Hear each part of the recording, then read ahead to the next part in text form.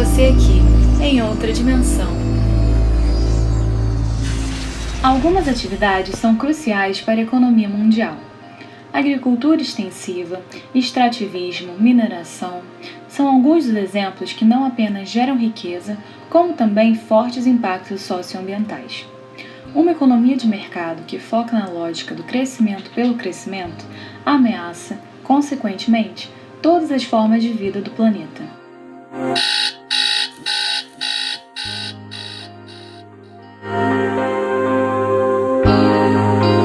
O curso dos rios rege a história da humanidade, tendo sido um fator determinante para a sedentarização da nossa espécie e, posteriormente, a formação das cidades.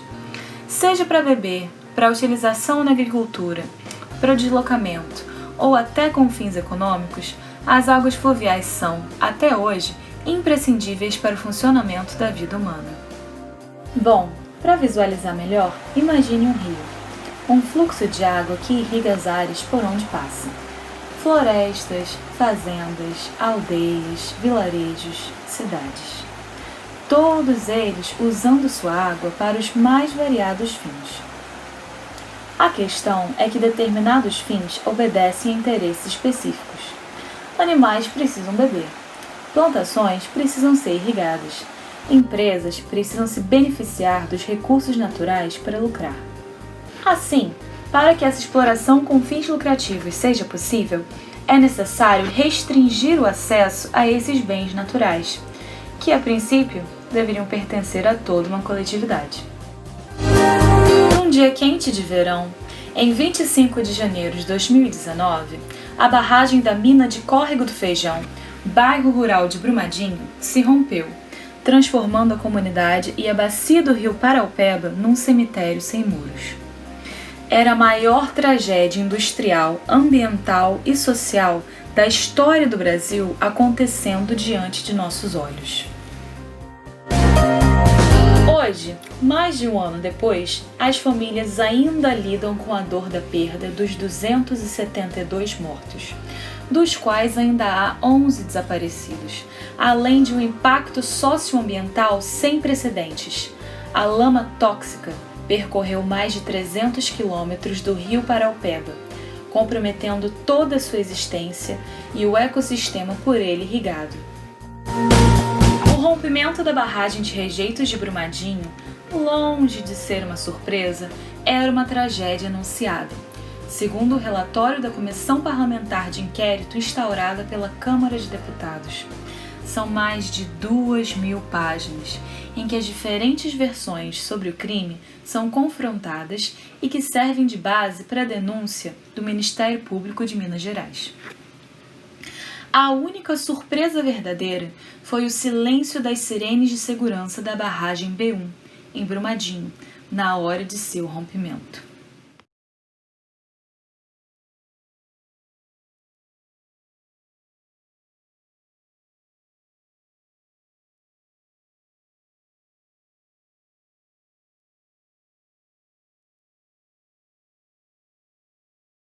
A CPI instaurada pela Câmara dos Deputados apresentou dados que apontam o acontecimento enquanto uma tragédia anunciada, tendo em vista que a Vale tinha conhecimento dos problemas que envolviam a barragem B1, na mina do Córrego do Feijão. Documentos técnicos, como e-mails enviados pelo próprio diretor executivo de Ferrozes e Carvão da Vale S.A., Gerd Peter Poppinga, análises de estabilidade e relatórios de segurança já denunciavam que a situação na barragem era alarmante, sendo uma verdadeira bomba-relógio que deveria ter sido paralisada. Apesar dos alertas em contrário, a Vale procedeu com sucessivas detonações nas proximidades da barragem, bem como alteamentos a montante, uma tecnologia de construção considerada por especialistas uma opção menos segura e mais propensa a acidentes. No entanto, é bastante comum nos projetos de mineração iniciados nas últimas décadas, por ser um método mais barato. O custo é o fator determinante na escolha do modelo de alteamento a ser adotado pelas empresas mineradoras. Basicamente, os alteamentos a montante são elevações feitas com o próprio rejeito, por meio de degraus construídos sobre o dique inicial. Por isso, são mais perigosos e mais baratos. Cidade de Itabirito, Minas Gerais, 2014. Mariana, também no estado de Minas Gerais, 2015.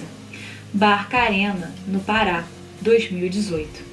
Não faltam exemplos dos riscos que as barragens de rejeitos representam à sociedade e ao meio ambiente. O que aconteceu em Brumadinho entrou para a história global ao superar o número de mortes de um rompimento de barragem em Stavro, na Itália, em 1985. Na época, se romperam 2 barragens, controladas pela Prealp Mineraria.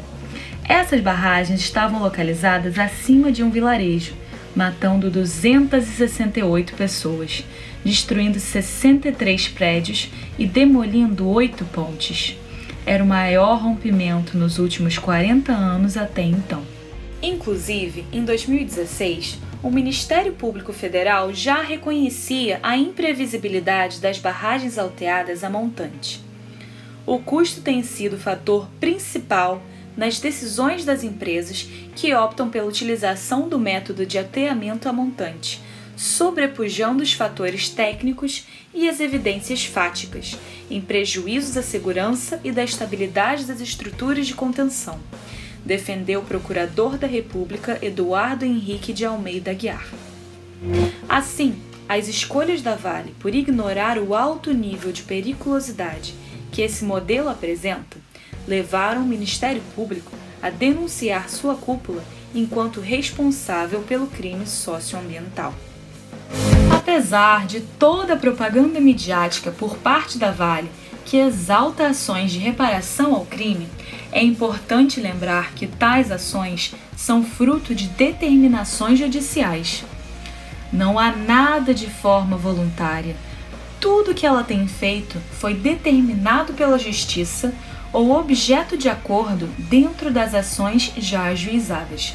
É uma obrigação legal da empresa reparar os danos e indenizar de forma integral as vítimas da tragédia, disse o Procurador-Geral de Justiça de Minas Gerais, Antônio Sérgio Tonetti, à Rede Brasil Atual, no último dia 20 de janeiro, um dia antes do Ministério Público de Minas Gerais denunciar à Justiça, por homicídios duplamente qualificados, o ex-presidente da Vale, Fábio Schwartzman, 11 funcionários da mineradora e 5 da empresa de certificação, testes e inspeções Tuvisud, que atestou a segurança da barragem. A Vale, antiga Companhia Vale do Rio Doce, foi uma das empresas privatizadas durante o governo do ex-presidente Fernando Henrique Cardoso, em 1997, sendo atualmente a maior mineradora do Brasil. Brumadinho não foi sua primeira vítima. A Vale, juntamente com a BHP Billiton, é controladora da Samarco, responsável pelo rompimento da barragem do Fundão, no subdistrito de Bento Rodrigues, município de Mariana, Minas Gerais, em 5 de novembro de 2015.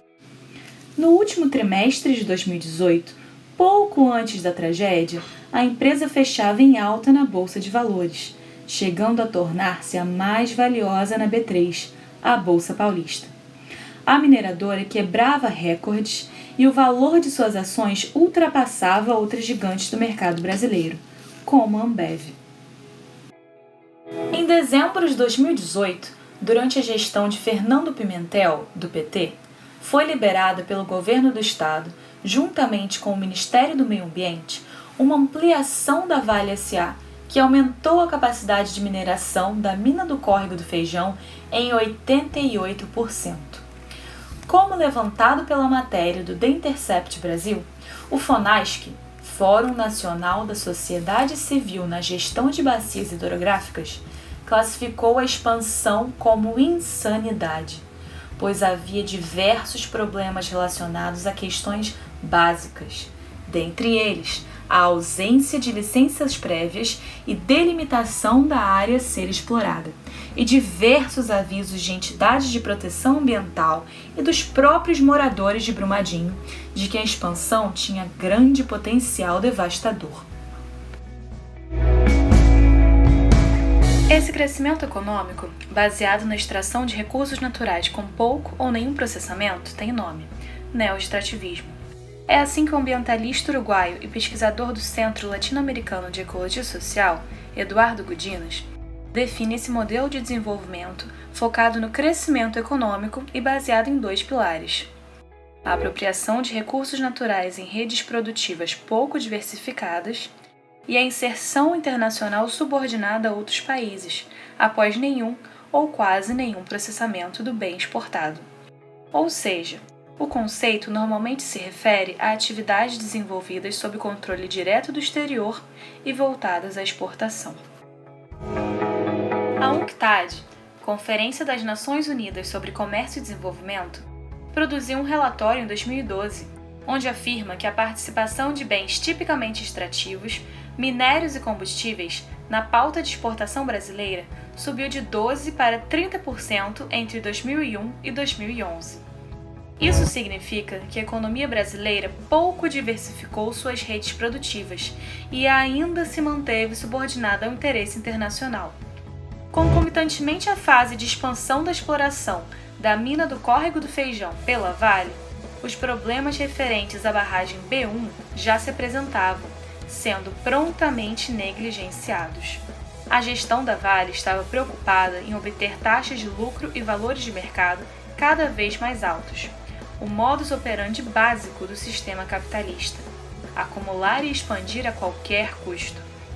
Esse elemento central do capitalismo, que propõe o crescimento econômico desenfreado, prontamente ignora, assim como fez a Vale, quaisquer riscos ao mundo natural e, consequentemente, à sociedade.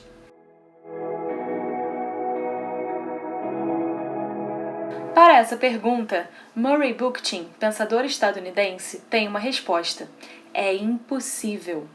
Bookchin foi um dos pioneiros na construção da noção filosófica da ecologia social, que, por sua vez, reconhece o imperativo capitalista de crescimento ilimitado enquanto uma ameaça fundamental para a existência de toda a vida terrestre. A ecologia social parte da premissa de que os problemas ambientais têm natureza social e política, estando enraizados nos legados históricos de dominação e hierarquia. A forma como estabelecemos as relações entre seres humanos se reflete na forma como estabelecemos a relação entre a humanidade e o que Bookchin chama de mundo natural. That world of life is profoundly affected by social developments. That it is society and the way in which people establish social relations and the attitudes they develop toward the natural world as a result of these social relations that will profoundly determine the future of the biosphere, the ecosphere, call it whatever you like. Now, this is a very provocative notion, however simple it might seem, because what it says is that the center, the locus, the target, the focus, use whatever word you want, of the environmental problems that we face today exist not only in our attitudes toward nature, but in the kind of society in which we live. Bookchin aponta que os problemas sociais refletem diretamente no meio ambiente. Nossas relações moldam o futuro ecológico do planeta, uma vez que, através da ação humana, a natureza é profundamente alterada. A crise ecológica atual tem raízes sociopolíticas, como é bem perceptível nos desdobramentos dos rompimentos das barragens de Mariana e Brumadinho. Mas que tipo de problemas sociopolíticos seriam esses? O problema é que a ideia central da dominação do mundo natural pelos humanos vem das próprias relações de dominação estabelecidas entre seres humanos.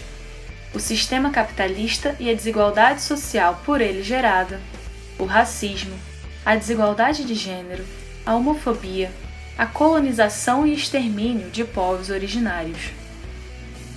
Ainda que o atual funcionamento da sociedade influencie fortemente uma lógica que separa o conhecimento em áreas bem definidas e até mesmo opostas, é indispensável reconhecer as interseções existentes entre sociedade e natureza.